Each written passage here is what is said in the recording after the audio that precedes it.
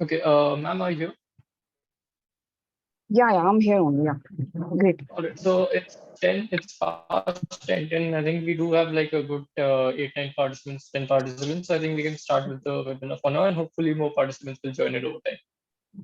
Fair enough. No issues. So I can start. Uh, So, yeah, okay, so I'll just make the brief introductions and then I'll hand it over. thank you. Okay. So, very good morning to all. My name is architect Tushar Mandal, and I'm a teaching faculty at the Periyar School of Architecture, New Delhi. I'm glad to welcome you all to the 31st edition of the Every Friday webinar series, a platform for young minds to express their ideas. So, today's webinar will be Decoding Contours and will be presented by architect Kanika Verma. So I'll just quickly introduce the speaker for today, architect Kanika Verma. She has over 12 years of experience in the industry as well as teaching, and has co-founded an art-based practice, Baksa, with the intent to promote craft and skill of diverse nature. She has worked on projects of various scales and complexities, which include institutional, hospital, residence, interiors, offices, and campus plan. She has also presented at various national and international conferences and published several papers on the subjects of building energy efficiency, building cooling loads, building materials, vernacular architecture, etc. Architect Kanika is certified from GREHA for mastering documentation for life projects. As a researcher and as a professional, she is always inquisitive towards learning from vernacular systems and means of promoting meaningful sustainable development. I would request Kanika to just begin with the presentation now, and it's a request to all the participants to keep themselves muted for the duration of the presentation. We will have a question and answer session at the end of the presentation. Thank you. Then we can now Thank begin with the presentation. Yeah, thank you, Tushar, for introducing me for Phil. So before we have a formal start, I would like to, make you understand the presentation is broken into two broad segments. Primarily, in the initial segment will talk about what exactly is the contour, which I'm going to skip and not emphasize upon. The second portion, which is basically talking about the implication of contours on architectural design, will be which where we are going to focus on. So. In the initial part, I'm going to just gush through the presentation to make you recall every aspect of contours. What are, what do you mean by that? What are those, the formation, what do you call them, how they impact on, your site, and it inform you about something. Their analytical aspect will be covered in the design implication part. So let me go through the first part. So is it switching over? Yeah, now. So what is contour? Contour lines, gradient. I hope you all have a fair idea about it. Contours, intervals, index contour, the primary contour and all. Then there are some broad characteristics which define what type of contour outline on the site. There are some demonstrations. What makes a hushed or a contour from a cliff type of formation, then flat contours, terrains, all these things. So I'm not right now talking about all these things because those are the information which I believe are already with you. I'm only emphasizing how to deal with them. Then the ridge line, the valley line, how do you read them through the contour maps? What is ridge, hill, valley? Oh, one second, I'll just read myself. Yeah. Then the draw, some people call it gully, spur, saddle between the two hilltops. Some more formation. How do you scale the map? What do you prefer for an architectural project? We generally use a zero point 0.3 or zero point 0.5 meter interval. So we have arrived to the part two now, which is basically my focus today, and I will be talking about how do you when you arrive to a site which is having a lot of contour and the complexity is too wide. How do you start with? This is my methodology to structure and come to a method where I can decipher various step by step process to make sure that it is completely effective when I'm started design beforehand. So the first step talks about collect the data in relation to the contours. I'll explain how and what all is needed. Do a little analysis about what have you gathered through. Do a inferences and arrive to a sort. The step 4 will include about marking it zone wise, creating zones which are more preferable and non-preferable. That's basically differ from case to case. It is something which is subjective to the function we are serving, to the client we are having, plus the site information. Step 5 is where we start designing and developing on contour as per our requirements. So when we have a design brief, we have already gathered the information, analyzed it, put forward onto the site map. Then we start dealing it. How we're going to deal it, I'll explain later in the presentation.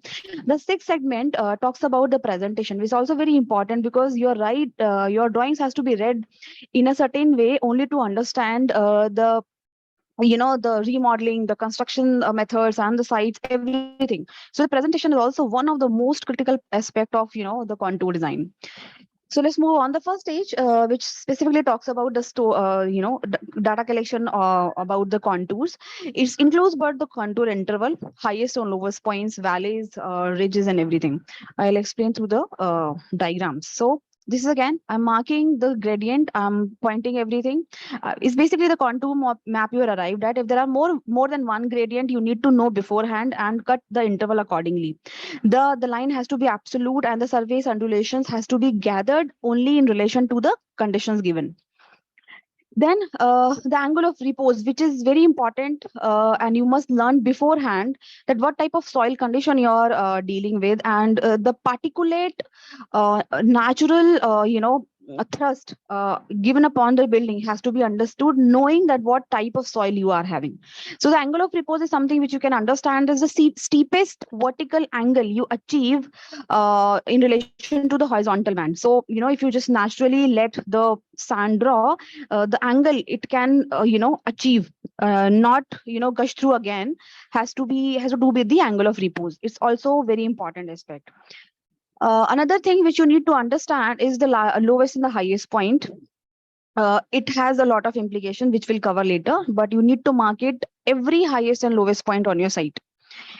Then identify all the formations. You need to mark your valleys if there is a valley on your site coming on, ridges, gullies or draw, the spur, which is little protrusion from the original landmass or the form. How does this help? This basically helps to identify the natural drainage pattern, not only on your side, but something which is going to indirectly impact and gush through the water from it. So let's take an example. So let's presume that you have a site, which I think you can see it on the yellow line. Evidently, when we start dealing on an architecture, I'm going to use my annotation. When in architecture project, we generally use a boundary project and less bother about the context given. So if there is an uphill, there you need to understand the water, maybe the gully draw is crossing through it, but the minor gullies or draw probably bring water during a certain season. So accordingly we have to inform ourselves, and only then we can move ahead. So it's clear, yeah. Another case, let's say that the shadow, the impact of the shadow.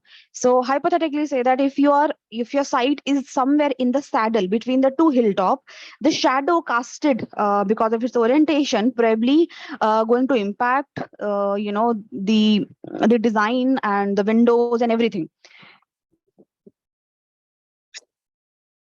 Another important point, you have to mark the equal elevations. Why equal elevations are important? Because they define the tracks created for the wind to channel through, and the views generated. So you also need to identify the windward sides, the leeward sides, in both aspect, the wind and the shadows. Also you need to identify the overall orientation and position of your site in relationship to the overall terrain. This inform you the overall solar exposure you may have on your site, right, on the micro level conditions.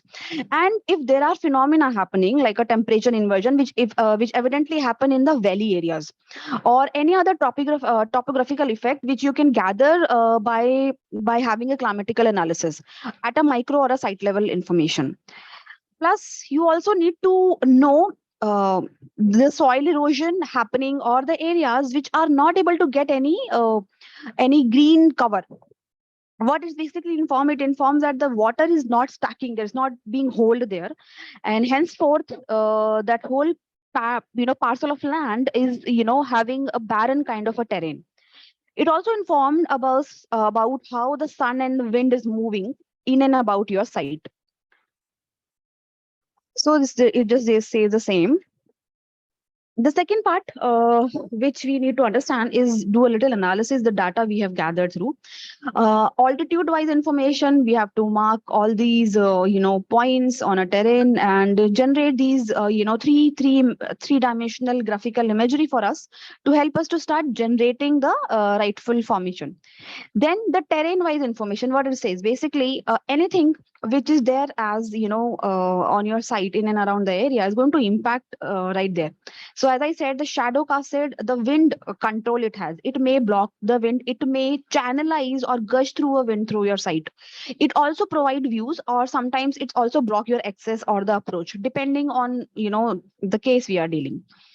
So the terrain is also important. The drainage, natural drainage information. So ranging from the major natural passages from the minor passages which are only active during the seasonal time, you need to put forward that information prior to start putting your buildings on it, because even when there are minor channels, the channels ought to get the water on it. One second, I don't know what is happening. Yeah, or to get the water during a particular season time. Then the solar exposure and the wind exposure. So to make you understand why the solar exposure important in relation to the the orientation and the formation generated on the site, let's say this is the lowest side of the site and this is the highest side, and keeping in mind that the number of contours are there, this will be highly steep and upward formation, and if the sun is moving from this direction to this direction, this particular area won't be getting any sun. So to make you understand, the shaded area are evidently going to get a lot of shadow on a particular time or a stretch. So this is just a masking done for you to demonstrate that even when we just understood the basic direction, we never applied it on our designs. Then the wind formation, you need to understand what are the prevailing winds, what are the dominant wind, and what are the micro level winds which are there on your site and actually impacting your site specifically. So for example, there are all types of winds are marked here. However, the red color wind which is going to impact probably is going to create a negative pressure. It's not even coming to your site. However, it is withdrawing the wind from your site. Henceforth, when you are in a negative pressure area, you need to deal your design accordingly. So information is always given, but you need to churn it down to make it useful for yourself. So if there is a positive wind or a speedy wind which is dominant and only coming for a while, you need to accordingly make your design. Then all the climatical information other than what I've already said.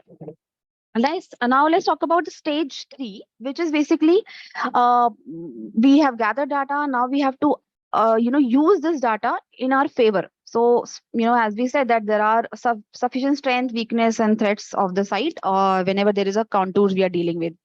So start with the views and vistas, which is the most preferred. People generally, the first thing arrive to their mind is a contour with the views. So if you naturally see, you will see that all views are equally beautiful. However, if I'll say if my site is right placed on a downhill somewhere here, this type of a view is or won't be appreciated much by the people who are having a building block right here. So to say, the close and the shortened views are not much appreciated. However, the distant and the spreaded views are effective and can give you a larger or a better kind of impact on your designing. The second aspect is to make a easy and per se the easy or effective construction in both the terms, economically and environmentally.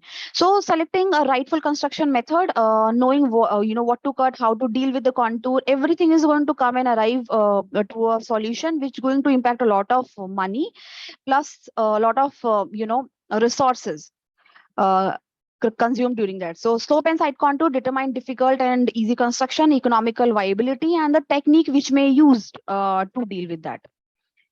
Then opportunity which can be used more specifically with the contour site is the water available for you. Generally, we don't have water on the site which are right on the hillsides. It's going to gush through and collect it in the valley. So before letting that water go and achieve to the valley, we have to collect it, saved it, and use it for various activities on the site itself. So that's the opportunity I seek. A lot of people are using these days. So these are the tanks for a demonstration where people have actually placed, at the white spot. It's like a small gully being created. They captivated, created small drainages, and forwarded through those channels to a tank and used it throughout the year. Then later, the last aspect is the structural one, which I've already spoken. Now, knowing all these things, what we can mark the preferable and non-preferable areas. Is sort of a diagrammatic information. This is just an analysis chart, this kind of a thing, so according to the function you're dealing, according to the site condition you have, you start marking that this is the most preferable one, this is not the preferred one, this is something in between. So according to your site or the client requirement, you start developing it, that this won't, I must scape this area, this is not going to have better because there's no plants, there will be a lot of soil erosion, depending on various parameters we already spoken. So mark these things prior to start doing any sort of a designing.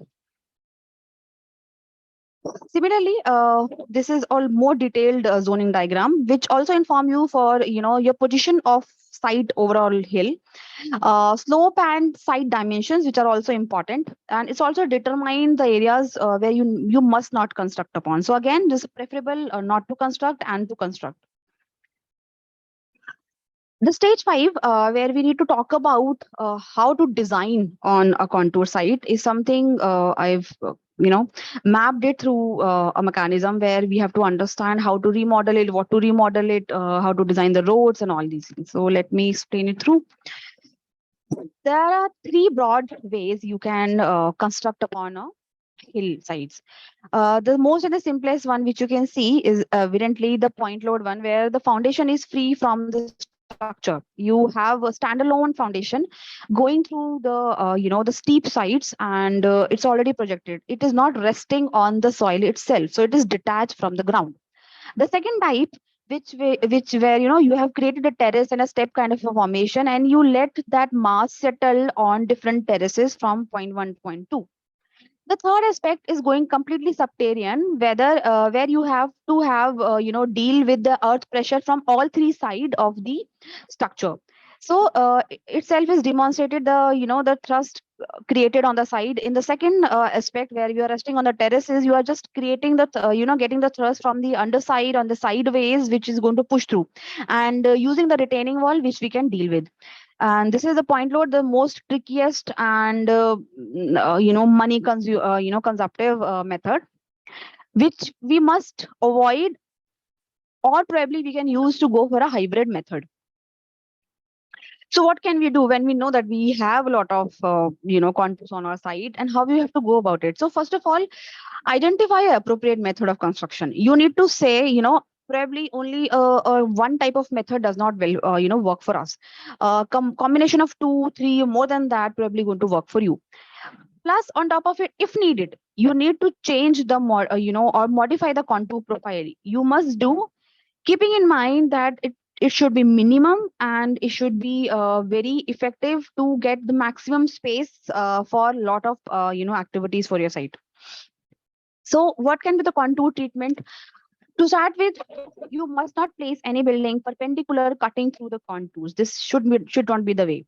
What should be the way? That you must keep your buildings parallel to the contour line, saving yourself cutting any contour across.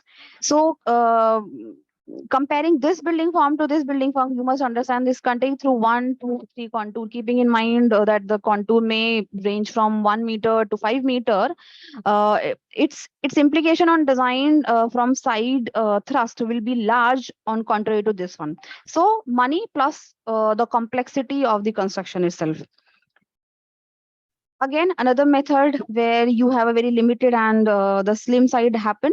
In this case, again, you have to remodel 1 2 3 contours at least, probably this one also. But in this one, you have to just add on a little filler here, and you are good to go. So it's going to save you a lot of money and a lot of effort.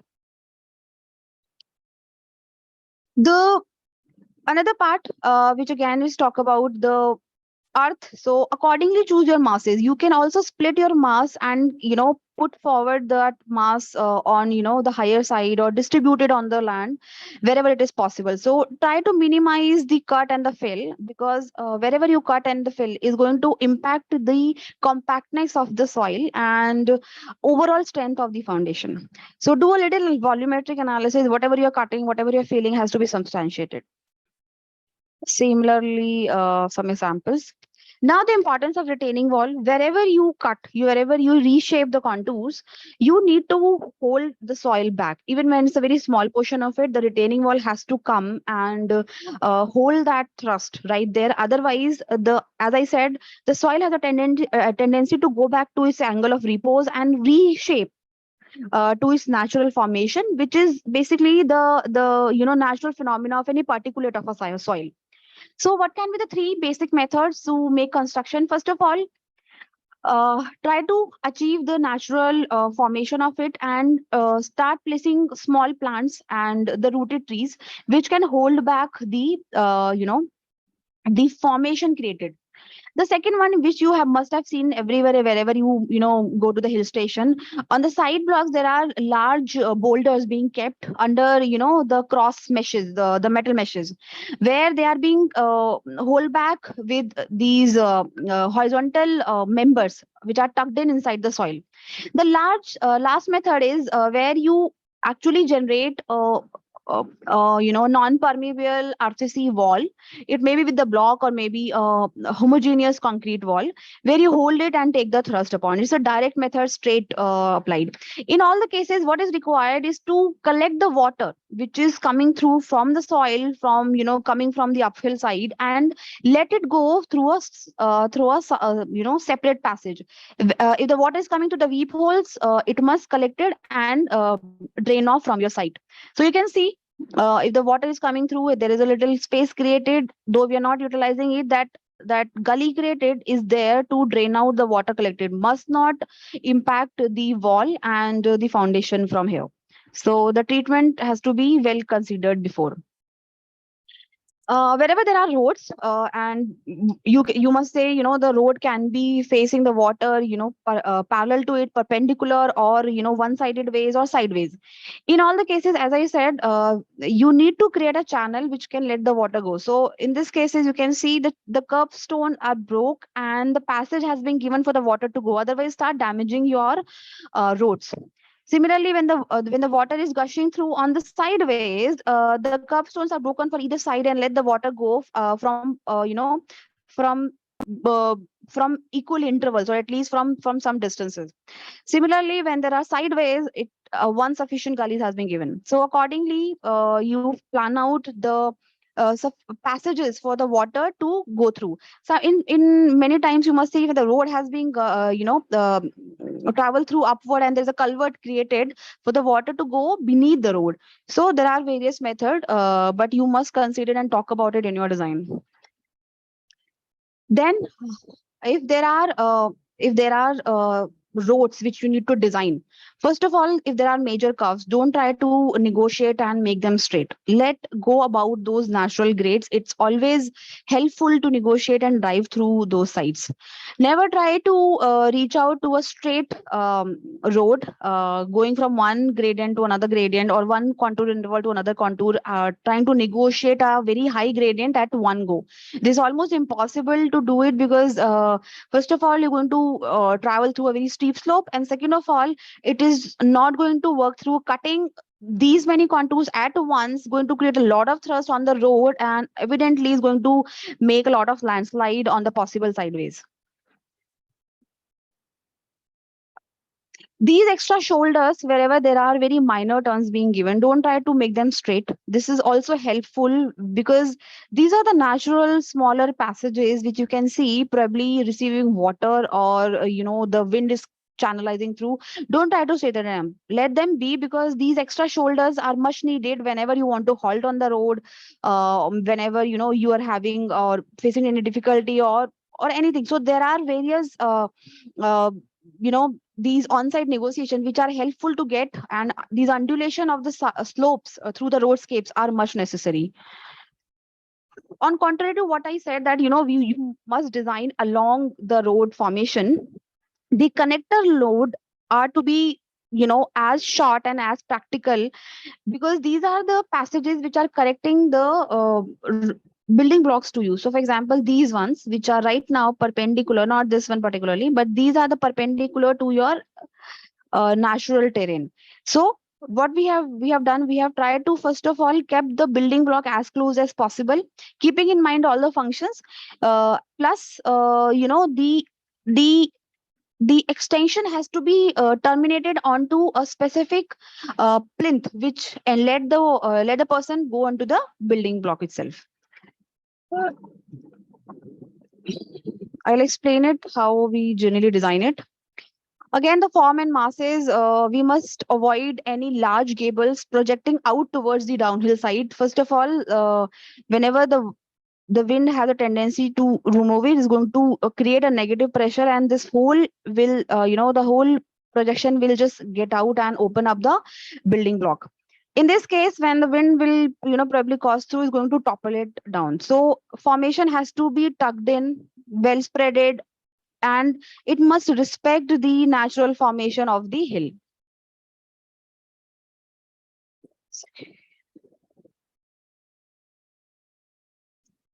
Some more cases, as say terracing, reduced bulk, the effective bulk has to be kept on the side. It's also visually disturbance you create when you try to create very iconic or monumental building on your um, hill landscape. Similar impression. That's it. Yeah.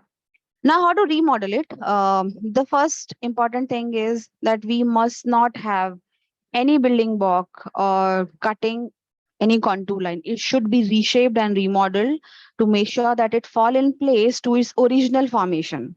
How do we do that?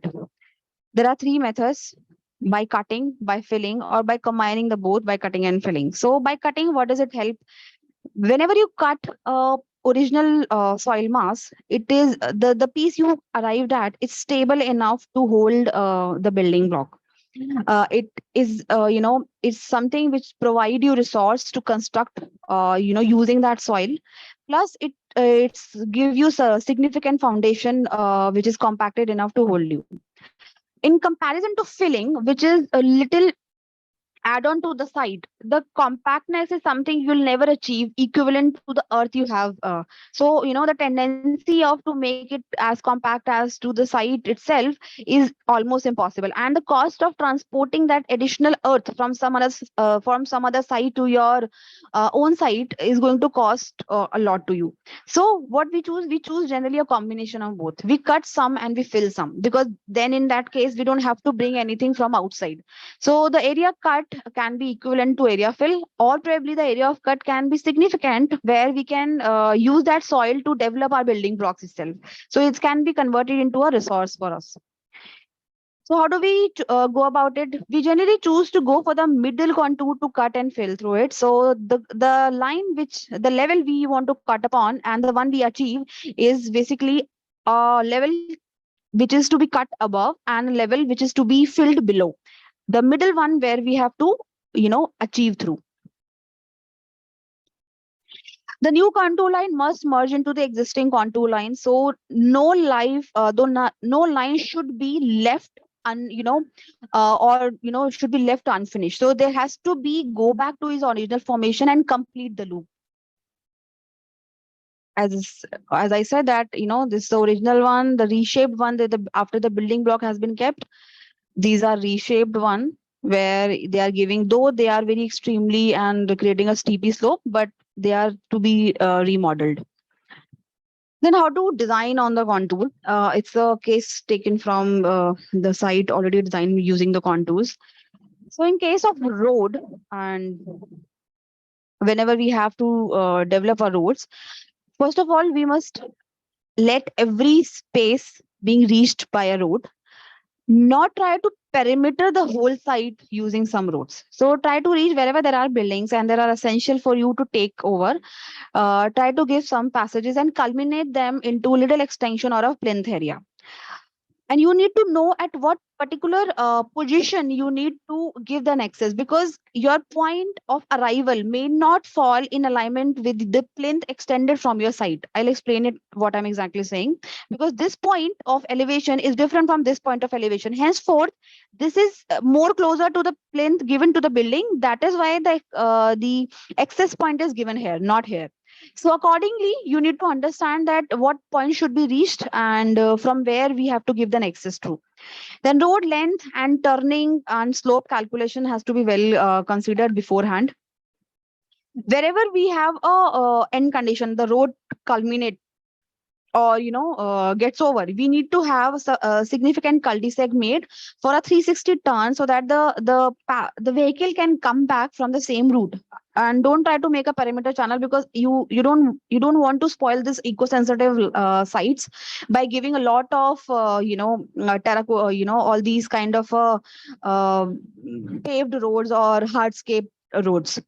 Try to minimize your vehicular movements, and give small access for service vehicles and emergency vehicle wherever possible.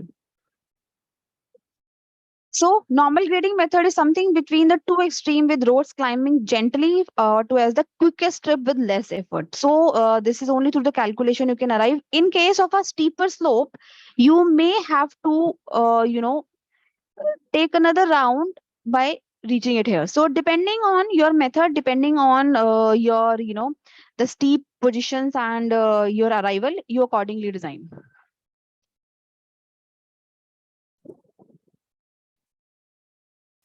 So what I was talking, let's just take an example and calculate it. Let's say that we have to go from point A to B. This is the point A and this is the point B. And there are 1, 2, 3, 4, 5 building blocks we need to consider. One second. Yeah. So for the points considered from this to this, there are 7 contours, and let's keep there are contour interval of 2 meter. There are total vertical meters considered as the 14 meters, 7 cross 2. From point A to B, as we know that at least 8 meters are to be given as a running length to negotiate at least 1 meter of a vertical height, and we have 14 meters. So 112 meter is something which is required from moving from point A to B. Let's say we have that, but can we place these buildings which look similar? Let's say these are the resort rooms being placed. Can we keep them on the same level? No, we cannot. Why so? Because you have to understand, when we are moving, there is a gradient already getting up. So this point changes from this point. The elevation at this will be different from this one. So accordingly, we have to make. Sometimes we have to decide and. One second, let me just clear my screen. Yes. Decide, if you want to give a little ramp or add a little staircase or going downward or upward, whatever negotiation you need to do, but something has to be considered rather than just marking or all these buildings blocks at the same level. So B1 would be different from B2, and the level of B5 will be different. So B1, B2, B3, B4, B5 has to be at a different level, keeping in mind the extension and the connector road are coming from a different levels. Then what is to do with the pedestrians? What can be the methods for it? So try to give the walking pathways along the road. That's something, because you're anyways remodeling the contours at those levels where the roads are coming up. Is better to give a little shoulder to it where the people can walk through. Plus try to give a gentle slope and negotiate it by using ramps and staircases in between. So 1 is to 15 or 20, something which is very desired. Shortcut with steep slopes, pause in between to have a little rest and move. Then staircases within the landscape, and there can be vertical movement within the buildings. So it's also good that you can have a quickest and the easiest way to reach from one building to another building. Another some demonstration: ramps plus staircases and ramps. As I said, the slopes desired, some other methods. Now the landscaping on the contour sides. So the most important part, which generally we forget to do and develop over, is the lawns. When we start placing our building blocks, everything left on the site considered to be the green areas without having any contour lines left. It must not be done. No lawns are flat. Everywhere there are contours, and you need to make those either in form of a terracing or develop and realize that there has to be sufficient retaining wall to hold them back if you want to make them straight. So these has to be considered while developing anything or any access to reach on that. Accessibility through staircases and gently slope walkways, building edges must be treated because there are possibility you will get a lot of water stacking next to it. Access may not be straight and direct. You may have beautifully negotiating from one passage to another passage. You give variants of possibilities to reach to a single spot. Use of retaining wall, terracing to collect water, which can be used as your resource for the day. The last segment, which talks about the presentation, is brief. I just want to quickly highlight the points which you must consider while developing your drawings. Contour lines should be drawn. They must not be avoided. They should be drawn in a very lightest intensity, and the edge contour number should be written somewhere. Even when the contours are getting out of your drawing area, please start writing them on the sides and mark them for the understanding of a and try to also mark the index contour in between the drawings itself. Also mark the original contour shape and the shape you have achieved after designing it. So you can see through this diagram, the dark lines demonstrate the proposed one and the dotted is the original formation of the contour itself. Then you need to talk about the sectional elevation rather than giving things in isolation, because the formation which is there happening in the soil is going to impact your views and your sitting arrangements on the side. Nothing is straight. So rather than making sections in isolation, it's always preferable to go for sectional elevations. So in the spot drawings, you can mark something like this: the contour, levels. Pedestrian and passages should be shown separately by the light brown with humans. Light gray color can be used for roads which are separated from the passages. Levels are again demonstrated. Building blocks can be highlighted somewhat to make them readable from your landscape. Then there can be a key plan showing your building position, which is also important. Plus, you must mark the level you have achieved through the plinth in relation to the level you're having on your contour map.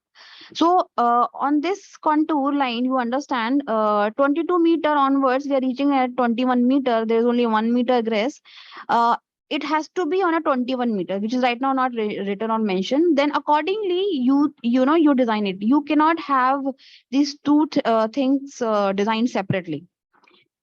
Then means of access is clearly shown of plans which demonstrate the connection between the two buildings. There is a question always, what from what level we must start cutting our plans so that we can substantiate the idea of designing in relation between the building above and the building below.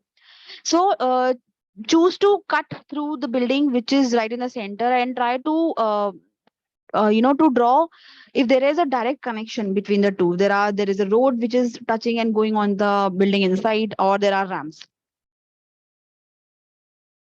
Some more arrows are important because in the contour it's not obvious that you are going two ways, but if there is upward direction, please highlight it accordingly. Use of arrows and accessibilities. Another very important point, which basically represent the earth fill. If your building is holding right against the contour, you need to demonstrate the thicker lines showing the retaining wall, because there is a earth fill which you need to consider while developing it. So we generally end up marking courtyard just like that without realizing that there is a earth you have to deal with. If there is no earth and you're assessing that contour somewhere behind, you need to develop it by marking the remodeled contour from its original position. So it has to be well explained beforehand to your drawings. Then key plans, graphical tools, more add human figures or add a little depth to explain your things. And that's it from my side. Now we can take some questions. Yeah.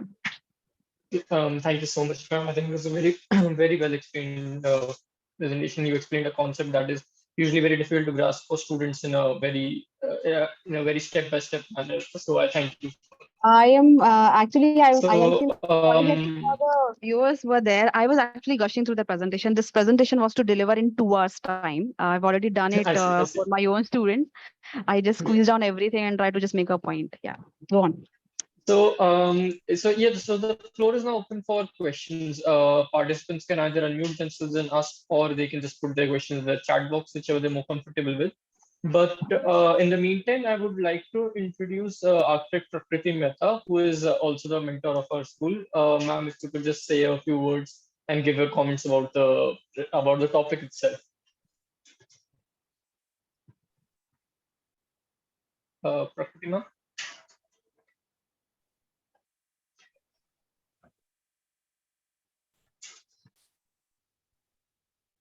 Okay, so in the meantime, if there's any question or any person wants to ask a question, then please feel free to do so. Probably, I think I can start with one. So, ma'am, you in sort of the earlier phases, you talked about the when we were talking about retaining walls, we also had like you talked about the drainage, right? Like through the buildings, so that like in case, for example, we need to sort of create uh like this a rock bed just behind that's like close to the retaining wall for the water to be able to drain out that is moving in. So I would like to ask about that in relation to the design. That are there ways in which we can make that as like in which we can convert that into a design element rather than being like a purely functional aspect that is not actually visible in a way. So So I try to make a point that the students generally forget about there is a space right below, which is a negative space, and it impacts not the functionality of your design. However, it impacts the site when it's executed. There are a lot of unwanted, desired accumulation of junk and dump and everything, which must not do. And if you try to save your foundation, if there is a fill done, if you have already filled it, then there is no need of it. But you have not filled it, you left it open and make it vulnerable for so many activities or weathering, then you must deal with accordingly. So your foundation has to be well safe. That particular wall which is facing those weathering effect has to be dealt accordingly. That's what my point is. okay. Yeah, so I think that sort of answers my question. If there's any participant who would want to ask a question, then please feel free to do so. And I would also ask ma'am, Prakriti ma'am, are you here?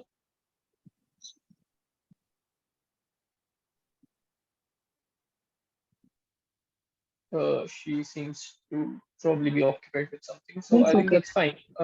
Yeah. So okay, I don't particularly see any other questions in the chat box either. So yeah, I think, ma'am, with this we can probably bring the webinar to a close. Unfortunately, we did not have a lot of questions, but I think that also goes on to show that the presentation itself was pretty well explained. Right. So yeah, I do thank you for that. So yeah, I think we can bring the webinar to a close for now. I thank all the participants for your time, and I especially thank ma'am for being here today and for taking out time for all the students as well as us in general and presenting and explaining this whole concept to us so wonderfully. Thank you so much, ma'am. Thank So you. yeah, Thank you. please have a good day, everyone, and thank you for tuning. Thank you.